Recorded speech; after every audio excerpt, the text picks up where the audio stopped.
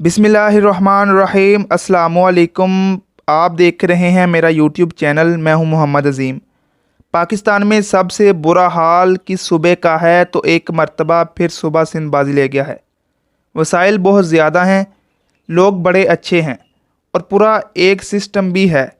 जबकि गुज़श्ता 15 साल से लगभग एक ही पार्टी की हुकूमत है। यानी 2008 में भी पीपल पार्टी की हुकूमत बनी, 2013 में पीपल पार्टी की हुकूमत बनी, 2018 में दोबारा पीपल पार्टी की हुकूमत बनी। और पीपल पार्टी ये क्लेम कर रही है कि जब तक भुट्टो ज़िंदा हैं उनकी हुकूमत सिंध में कोई ख़त्म नहीं कर सकता। और सिंध की हालत क्या है, ज़रा थोड़ा सा जो चीफ जस्टिस ऑफ पाकिस्तान ने पोस्टमार्टम किया है वो, और फिर मैं आपको बताऊंगा कि जो हमने तहकीकात की हैं कि सिंध के हुक्मरानों ने क्या हाल कर दिया है। यानी मोहनजो दाड़ो और हड़प्पा जो है वो सिंध की तहज़ीब का अरूज कहा जा सकता है। आज वो सिंध उससे भी बुरे हालात में ज़िंदगी गुजार रहा है। शायद वो 21वीं सदी में क्या 20वीं सदी में भी दाखिल नहीं हुआ। और कराची के शहरों को तो ऐसे तबाह कर दिया है कि वो रहने के काबिल ही नहीं रहे और दुनिया के बदतरीन शहरों में उसका शुमार होता है, जहाँ पे इंसानों के रहने की सहूलियात ना होने के बराबर होती चली जा रही हैं।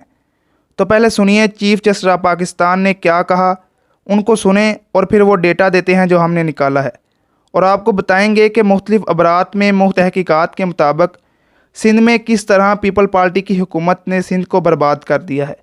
ये पहले सुनिए कि चीफ जस्टिस ऑफ पाकिस्तान क्या कह रहे हैं।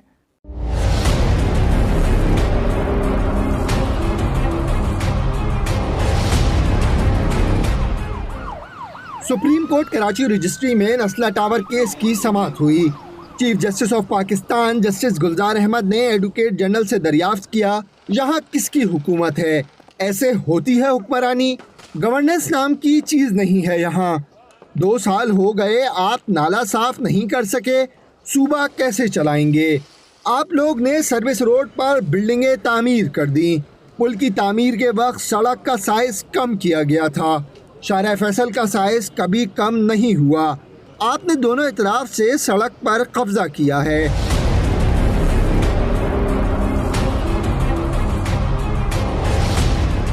चीफ जस्टिस ने रिमार्क्स दिए, मुसलसल कब्जे किए जा रहे हैं। कमिश्नर कराची की रिपोर्ट के मुताबिक नस्ला टावर में गैर कानूनी तामीरात शामिल हैं। सारे रफाही प्लाटों पर प्लाजे बन गए। एडवोकेट जनरल ने बताया कि आपके अहकामात के बाद कार्रवाई हुई है।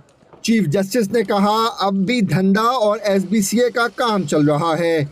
इतना ही गैर कानूनी काम हो जो पैसे देता है उसका काम हो जाता है। हुकूमत कहाँ है, कौन जिम्मेदारी लेगा? चीफ जस्टिस ने रिमार्क्स दिए, आपको कोई परेशानी नहीं है, झूठी रिपोर्ट्स पेश कर देते हैं, समझते हैं अदालत को पता नहीं चलेगा। अदालत ने नस्ला टावर के वकला से कमिश्नर कराची की रिपोर्ट पर जवाब तलब कर लिया। मजीद समाअत 16 जून तक मुलतवी कर दी गई।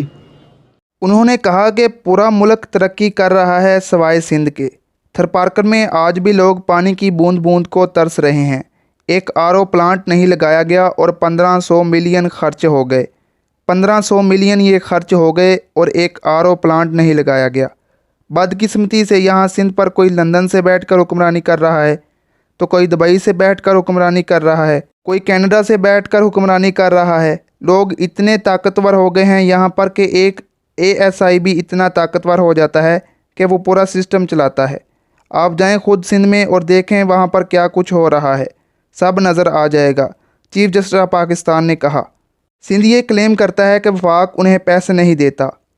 अब आपको हकीकत बताता हूँ कि वफाक उनको कितने पैसे दे रहा है और उन पैसों का सिंध हुकूमत क्या कर रही है। वजारत ख़जाना सिंध के अदादो शुमार के मुताबिक ख़वातीन स्कीमों के लिए फ़ंड्स के उजरा के बावजूद 90% स्कीमों पर काम शुरू ही नहीं हुआ। मुकम्मल होना तो बहुत दूर की बात है। फ़ंड मौजूद थे पीपल पार्टी के तीनों अदवार में। तीनों अदवार के अंदर 90% स्कीमें जो तय किया गया हुकूमत की जानिब से जो शुरू की जाएंगी और उनके लिए फ़ंड्स जारी किए गए और उन पर काम शुरू ही नहीं हुआ क्योंकि उनका तल्लुक़ ख़वातीन के साथ था। महकमा ख़जाना के एक सीनियर एहलकार ने बताया कि इस बजट में कराची में ख़वातीन के कम्प्लेक्सी क़याम के लिए 34 मिलियन रुपए रखे गए थे, जिसमें से 8 मिलियन जारी भी हो गए थे, लेकिन इस पर एक पाई भी खर्च नहीं की गई। तो पैसे गए किधर? इसका कौन जवाब देगा। और सिंध की तबाही इसी वजह से है कि सिंध का पैसा मनी लॉन्ड्रिंग हो जाता है। सिंध का पैसा ये खा जाते हैं और सिंध को कुछ नहीं देते और मनी लॉन्ड्रिंग करते हैं, बाहर पैसा भेजते हैं।